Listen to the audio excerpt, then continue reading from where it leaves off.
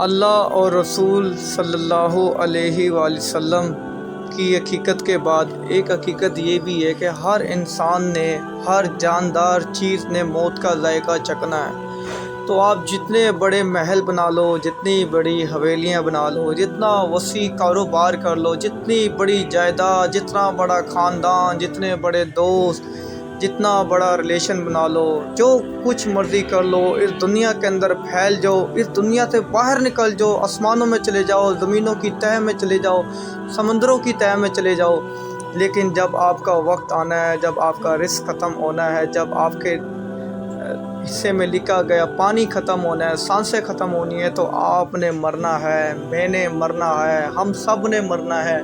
تو ہم لوگ یہ کیا کر رہے ہیں؟ ہم کس طرف جا رہے ہیں؟ اللہ ہمیں کہاں بلا رہا ہے اور ہم لوگ کہاں جا رہے ہیں؟ ہم حقیقت کو جانتے ہوئے انجان بنے ہوئے ہیں۔ کیا یہ ہم اپنے ساتھ صحیح کر رہے ہیں؟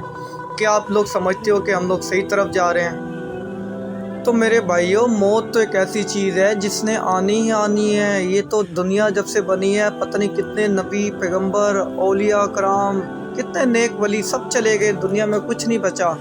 حتیٰ کہ جب حضرت اسرائیل علیہ السلام حضرت موسیٰ علیہ السلام کو لینے آئے تو آپ نے غصے کے اندر، کیونکہ وہ جلالی تھے حضرت موسیٰ علیہ السلام، تو انہوں نے ان کو تھپڑ رسید کر دیا۔